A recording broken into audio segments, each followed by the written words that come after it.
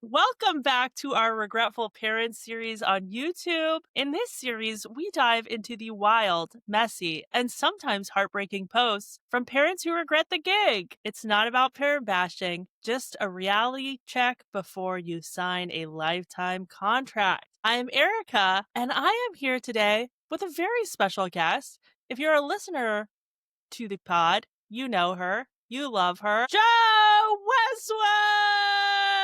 Everyone, thanks for having me on my favorite YouTube series. This was a very fun, impromptu opportunity where I thought I was going to record with Krista today, and then her husband was making dinner. So I was going to record alone, and I DM'd Jo, and I was like, Jo, do you want to record with me? And she was like, let me hop on a scooter and scoot to town. Nothing gives me a bigger thrill than e-scooting through my city at night. So yeah, I'm thrilled to be here on every level. Jo, I have a great Regretful Parents post for you today. It's kind of long, so Kristen will be so relieved that she was not here for it. I don't know if comes across. Does this come across on the series that she does not like doing long Regretful Parents episodes? No, I don't think so. I love when it's long Oh, though. I okay. love a long story. I hate when they just write one sentence. I'm like, give me the deets, bitch. Thank you. Yes, Mm, exactly. But you love to yap, much like uh-uh. me. The subject line is don't have hopes and dreams. Good. Okay. Excited to hear more. I feel like the last few that we've done have all been in the same vein of like Mm. people realizing that they had hopes and dreams after they had children and now they're like, fuck. So I don't know why it's such a theme right now, specifically on Regretful Parents. I feel like it's been like back to back to back to back to back. She writes, I was so naive going into parenting. I, a 33-year-old female, was raised super religious and conservative, both of our favorites. And all the beliefs I was taught about parenting, specifically motherhood, was deeply ingrained. I just wanted to be good and be loved by the people close to me Mm. and by God. I was told by literally all my family, friends, and neighbors that nothing is better than starting a family, that the best thing a woman can do is be a mom, have a bunch of kids, and be a stay at home mom.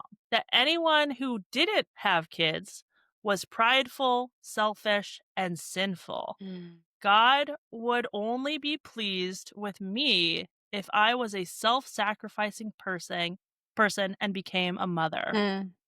Before I continue, any initial thoughts? Oh, yeah. People who are brought up like really religious and conservative, honestly, I feel for them. Because they're so brainwashed into thinking like this is the best way, this is the only way, you have to do this. You know, the fear of hellfire is real.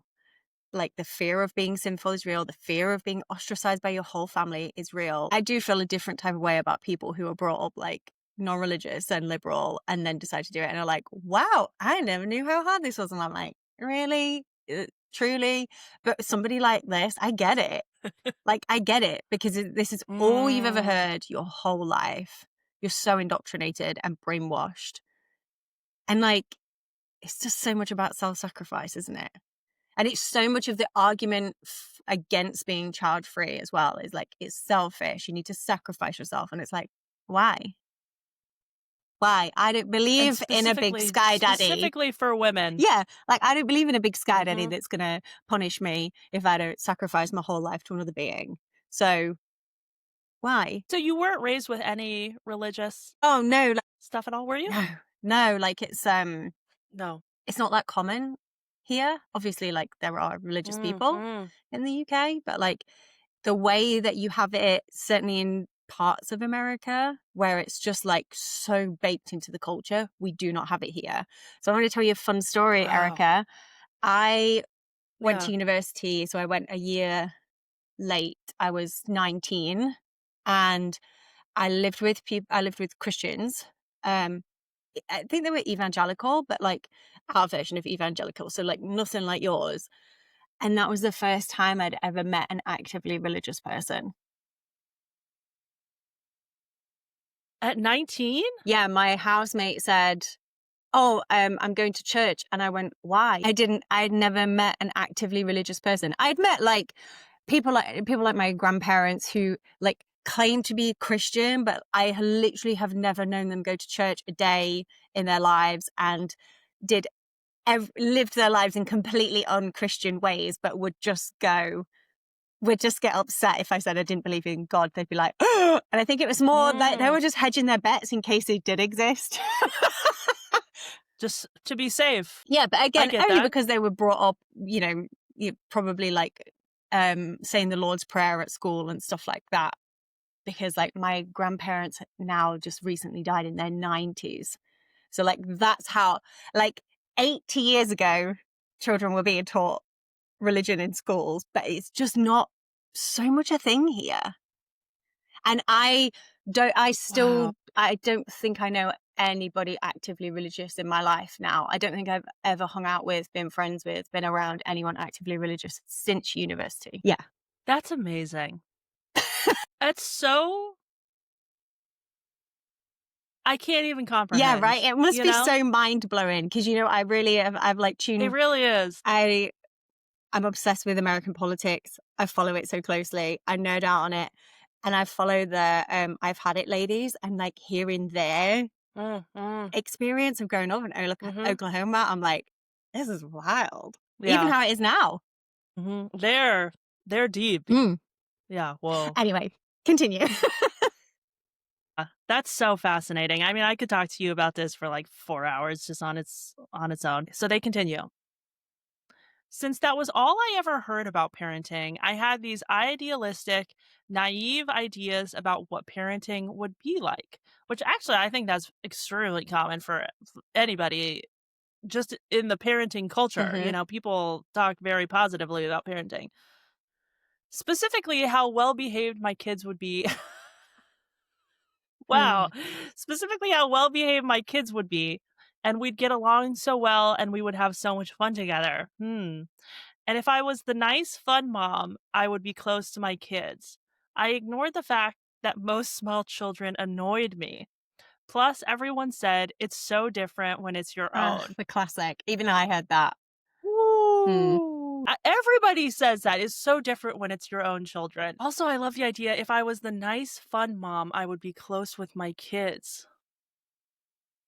Yeah. So like, Do you have any reaction to that? what is that? Some kind of like judgment on people that don't enjoy parenting, or like it must be something the parent is doing. Like the parent is they're not being the Yeah, nice, fun mom. Therefore, the kid is annoying and acts up. And like, I'll be better. And honestly, how true is this? Everyone thinks they're going to do it better and differently, and then they everybody all thinks come up that. against the same shit. Yeah, and I mean, I just feel like I'm a broken record, but I feel like at this point, we so forget that being a parent, having children, means dealing with a fully autonomous other human. hmm It's like everybody's like, I'm going to do this perfectly. And therefore, it's going to be my dream, Yeah. my perfect dream. Yeah. And nobody like acknowledges that you're talking about a third party hmm that you have no control over. Yeah. You Like, you cannot control how it's going to you don't go. know what you're Period. getting. You don't know what's coming out. No. You You don't know don't. if it's going to be one, It two, drives me three. crazy. You don't know if it's going to be like able-bodied and super easy kid, or if it's going to have like disabilities and difficulties and like developmental stuff that it needs help with. Like you have no idea. And the amount of people that I have said that to who have like just asked me this, it feels like a very blasé question of like, oh, are you going to have kids? And then I've kind of gone through like, this is really what you need to think of. Like, I know that I'm not, this is what you really need to think about if you're going to have children. And their minds are blown. I'm like, you need to be prepared to have a child that is going to be potentially like maybe severely mentally ill or like disabled. And like, if you're not prepared for that and to commit the whole rest of your life to the care of that child and making sure that they will be financially provided for when you are not there, don't do it. And the same, I guess, in, religious circles, like if you're not prepared to have a gay kid, a trans kid, don't do it. Yes. Don't do it because you don't know what you're getting. Jesus Christ. Why does this need to be And like explained? no amount of like nice and fun is gonna erase potentially the disability, the neurodivergence, the gay, the trans out of your kid. Totally. And what is being a nice and fun mom to you might not be what a nice and fun mom is to your Yeah, child. exactly. You can't They control might just that. find you really fucking annoying. I mean, probably more often than not. They said, flash forward to now, I have 2 kids. My oldest is 6, which that's not that old. My oldest is 6 and neurodivergent. He's so grouchy with me the majority of the time and flips into tantrums all the time still. My youngest is 2 and so clingy. Sometimes doesn't communicate well at all, which maybe also neurodivergent, we don't Mm. know. Sometimes doesn't communicate well at all and still cries about everything. I'm exhausted. I love the idea and still cries about everything. The child is 2. Like, that's Yeah, you've when I got think a of a lot more two-year-old, they're years of crying that. constantly. We don't know the gender of the other one. This child could be crying the rest of their life at home. Yeah. You Mm-hmm. know? Teenage years might be the crying Mm-hmm. years. I've definitely been rudely awakened by wait, hold on. I've definitely been rudely awakened from my ideals. Okay. Even when I plan things for my oldest, take him to fun things, buy him toys, try to play with him, he drives me insane. Mm. I stop having fun because I'm constantly stressed about managing his behavior. My toddler won't give me a moment of peace, so I'm constantly overwhelmed and craving alone time. I just feel like I can't connect with my kids yet.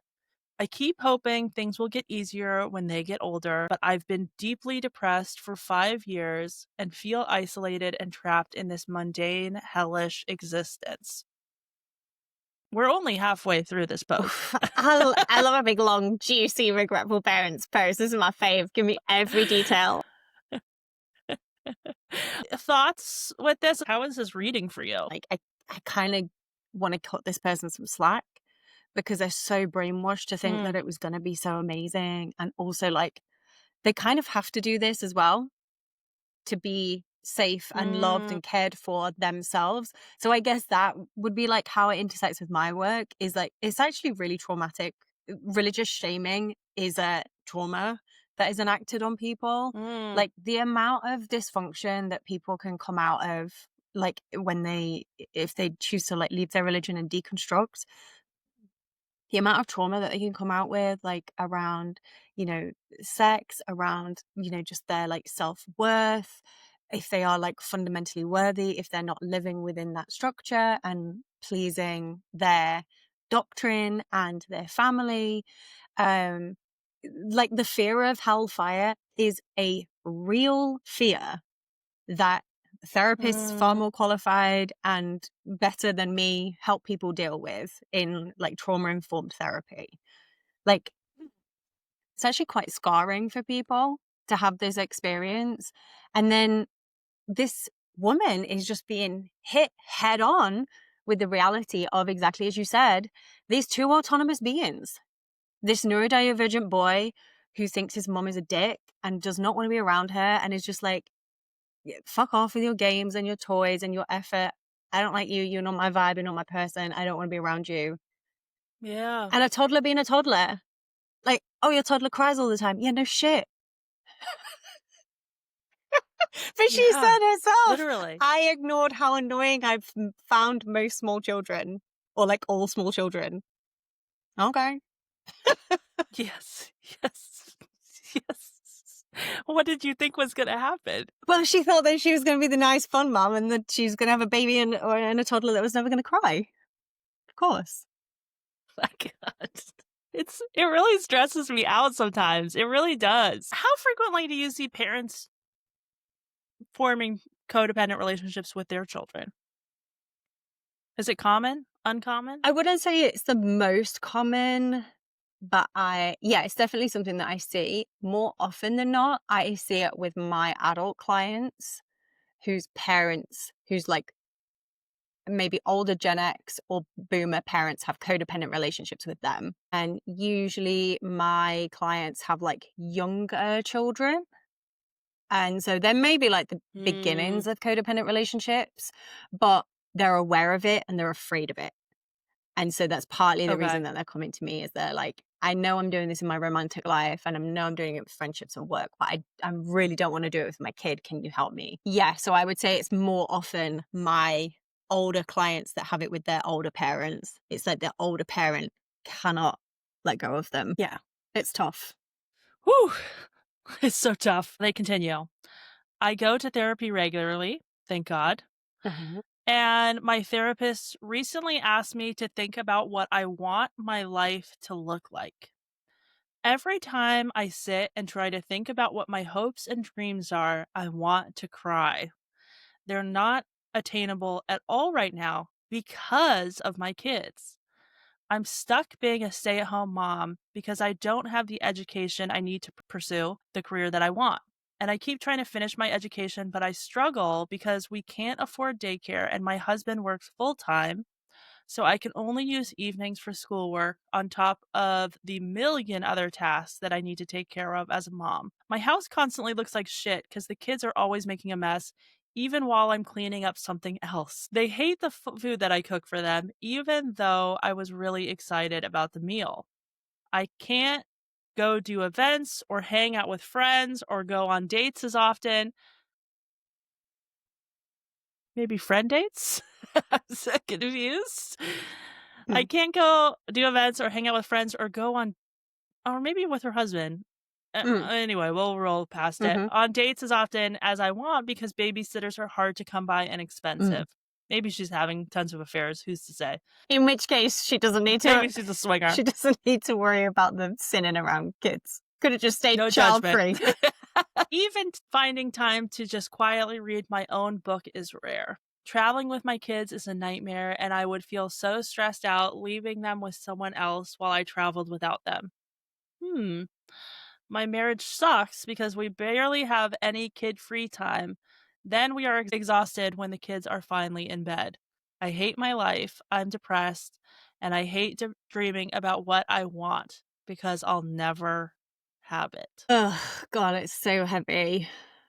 That's so heavy. It's so heavy. Hmm. I know.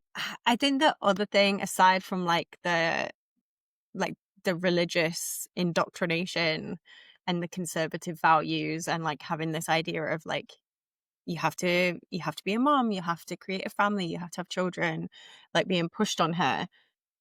There's also and I talk to my clients a lot about this, that the way she's 33, so her parents are probably like elder Gen X or boomers. How they parented us is completely fucking different to the expectation of parenting in the 2020s. Like, Hmm. a lot of times my clients will come to me and they will say, I had a great childhood. And then they go on to Mm. describe an abusive childhood, an abusive or neglectful childhood. Mm. By today's standards, but quite honestly, also by the standards of the 70s, 80s, and 90s, quite frankly. Mm. Like, Yeah. I quite often say to my clients, we were like, I was born in 86. We were like glorified pets. That's what parenting was. My parents didn't play with me. I wasn't being taken to classes. I wasn't like, I was left alone. They took me to school. They fed me. There was always a roof over our heads. Like, we always had clothes. Like, we always had like all the basics completely covered. My parents did not play with me. They were not taking me to classes. They were not taking me to activities. They were not facilitating play dates. We used to go out on the street and play with all the other kids who lived on the street. And when my parents were busy working, it was like ride your bike or your scooter or your rollerblades on the back garden, or go and see if your friend up the road is free. They had loads of time to themselves. And every Friday night, without fail, I was at my nan's house. I stayed over, Mm-hmm. not for 2 hours, not for 3 hours. I stayed overnight and my parents went out. They dropped me off at dinner Mm-hmm. time and they did not pick me up until the next day. And then when I was a teenager, I was still doing that as a teenager, and I went to my Saturday job. My granddad would drive me to my Saturday job. So my parents basically got like a whole day and a half without me every week. And I love Yeah. it. Don't get That's me a wrong. great I point. loved it. I loved going to my nan's house. It was great because I could do Yeah. whatever the fuck I Yeah. want. Going to grandma's house is great.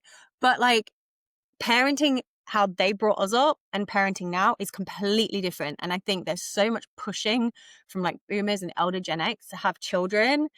We cannot bring our children up the way that they brought us up. We would not want to do that.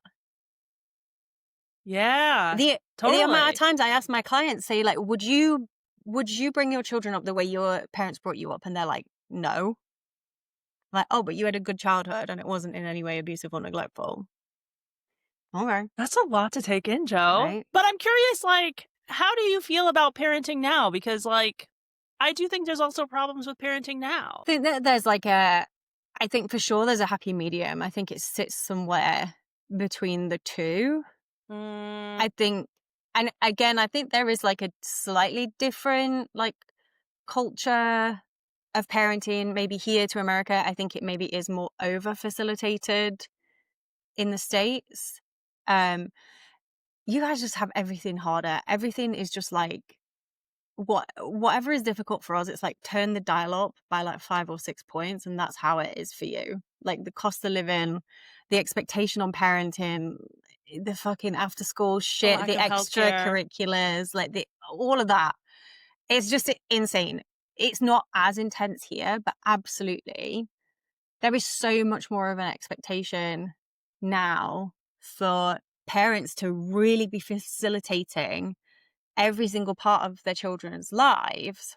And I know, so I've been in relationships, like serious relationships with two people in the past who had children from previous marriages. And being a sort of step parent figure is super difficult. And yeah, that has its whole own set of complexities. But one of the things that I notice is like both of those children, both young girls, lovely girls, but like they had no independence. Like Mm, to me, it just did not factor as a child that my parents would play with me. If my dad came out and played swing ball with me, that was like, oh my God, this is like the you're living the best dream. day. Like, oh, this is amazing. And he's going to do it for like 20 minutes and then he's going to go and do what he wants to do. He's going to go and work on his car, or he's going to get the barbecue going, or like he's going to do something else. Because why does he want to play swing ball with a kid who's shit at it? That's boring, Yeah, right? right. So he'll do it for a Of while and then course. he's like, Yeah, there you go, I'm done now. That's gotta you've had your go. treat. But like these children, I noticed very much that everything was like daddy, daddy, daddy, daddy, Joe, Joe, Joe, Joe. All like, I'm bored. What can I do? And it's like you have you have a room full of toys. You have a shed full of like bikes and scooters. Like you have a trampoline outside. Do some of that. Yeah, I don't know, but there was just everything had to be facilitated. They had to be shown. They had to be accompanied. that's true. Yeah, and it was, and I I've don't know what it is. I don't know if it's because they're just like more used to that like happening. I don't know if mm, it's like if it's the parents that make them that way, and therefore then there becomes this yeah. expectation, and they just can't be on their own and doing anything. But like, yeah, my sister's 6 years older than me. I was 6 years old. She's 12.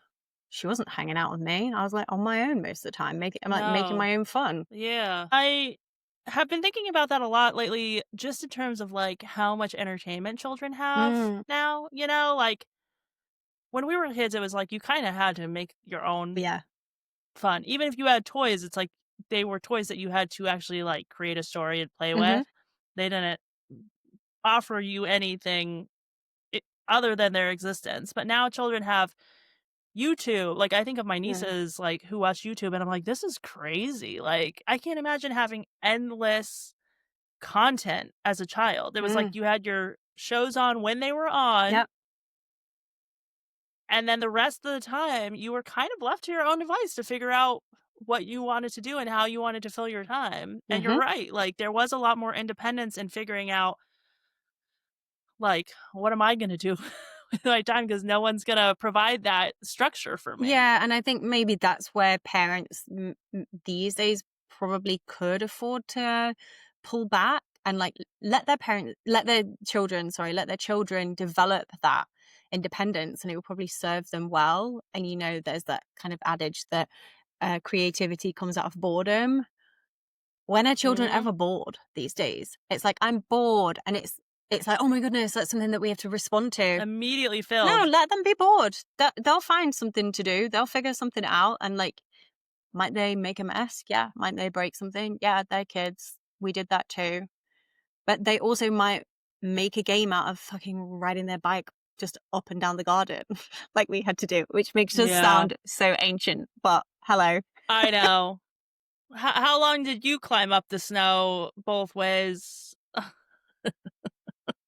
Do you also just want to acknowledge, like, because she does talk about the fact that, she has these hopes and dreams that she doesn't get to pursue. And I've been thinking about this a lot. I don't know if you saw this episode, but we just did an episode where this person was reflecting on Jane Goodall's Mhm. life and what an impact Jane Goodall had. And she was really saying, like, wow, it's impressive that Jane Goodall was a mom and still managed to do all these things. I'm so envious. I will never be able to do these things because I don't have X, Y, and Z.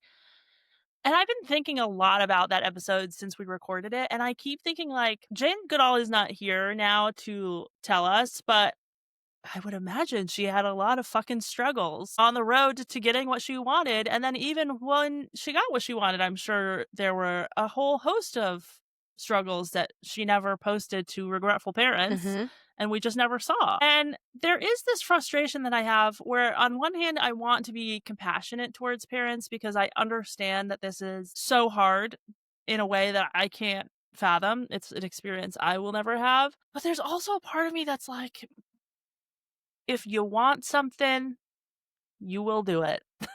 You know what I mean? It's like, if you want to pursue these hopes and dreams, if you really want them, if there's, and maybe this is me having an immigrant parent, Mhm. but I feel like it's always been, if there's something that you want to achieve, you go and you do it no matter what. Mhm. And I don't love this thing that we keep hearing from parents, which is like, I'll never have this, I'll never have this. I'm like, bitch, dumber people have done harder things. If you want it, you'll do it. Yeah, and it's like, okay, well, your kids are young. You're only 33. Like, maybe you'll do it in 10 years' time.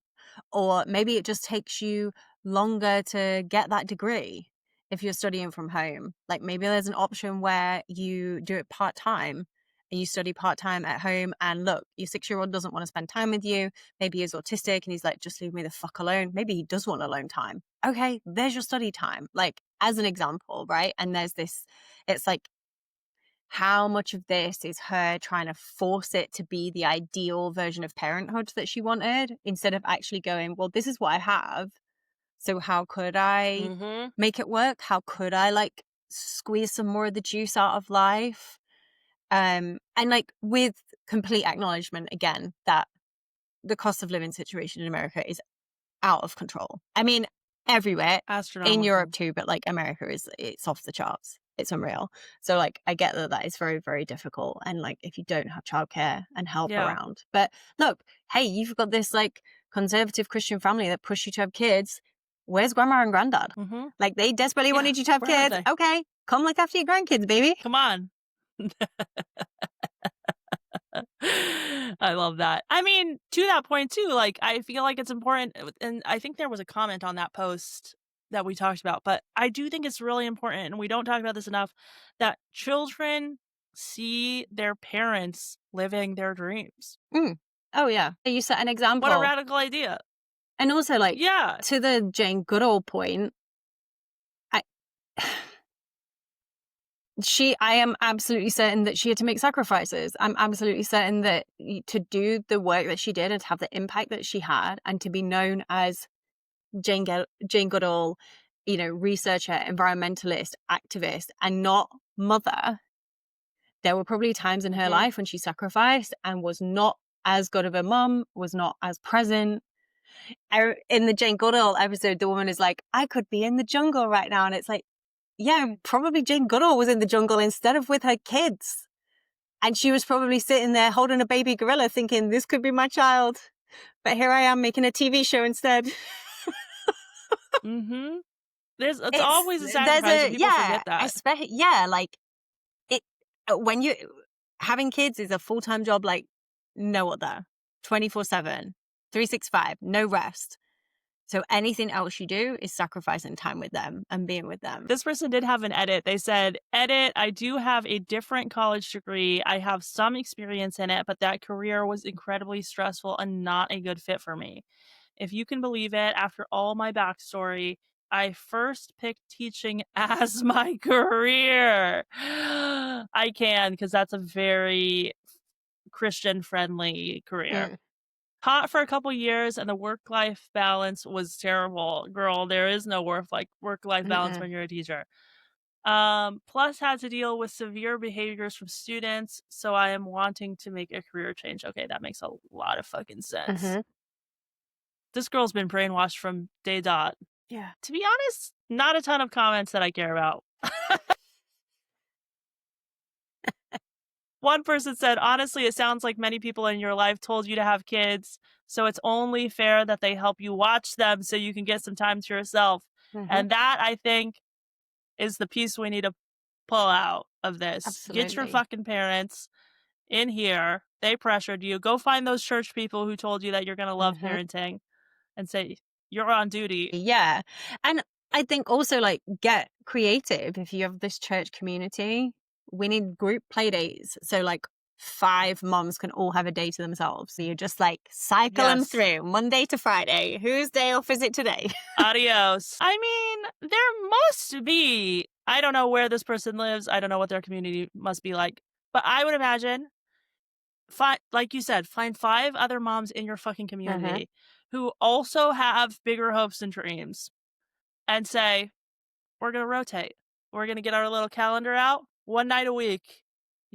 We're each taking 12 children and it's going to be a nightmare that one night.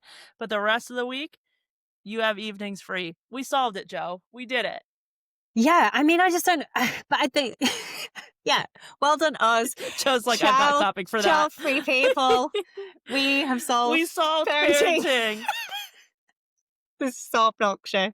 Can't wait for the comments.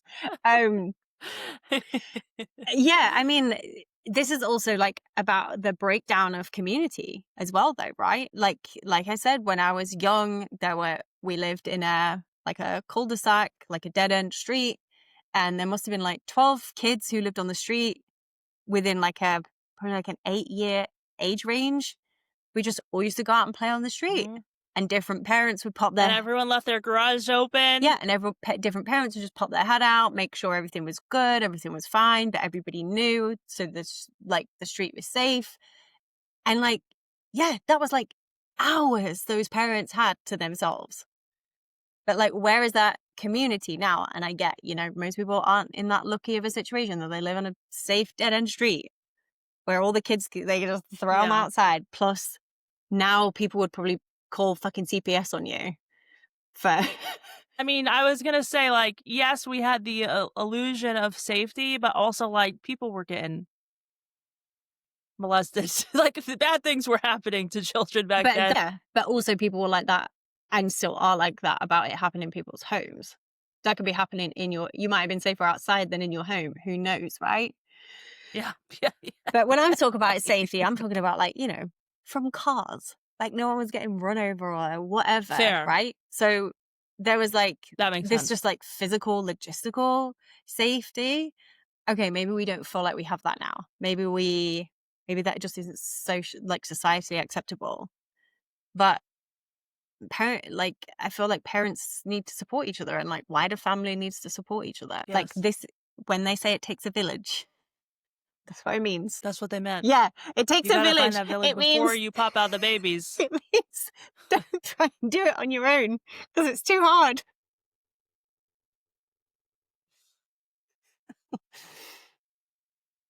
God kill me. Okay, well, I have kept you for way longer than, like, twice as long as I told you that this was gonna take. So thank you, Jo, for sticking around. You are the GOAT. If you like this episode, remember to like and subscribe. We have more coming in the Regretful Parents series. And if you want more, we've got an entire podcast. Jo was on an episode. She was fantastic. Lots of good stuff I mean, honestly, this is the time of year that you should go back and re-listen to that if you have codependency in your family so that you can get prepared for the holidays. You can listen to it here or wherever you find podcasts just by searching Dinky. Visit our website for more information, dinkypod.com. Jo, where can people find you? So you can find me mostly on Instagram at Jo Westwood, on my website, jowestwood.com. And I also have a podcast called the Anti-People Pleasing Podcast. Yay! All right. Thanks, Dink Squad. And thank you, Jo. Adios. Don't get pregnant.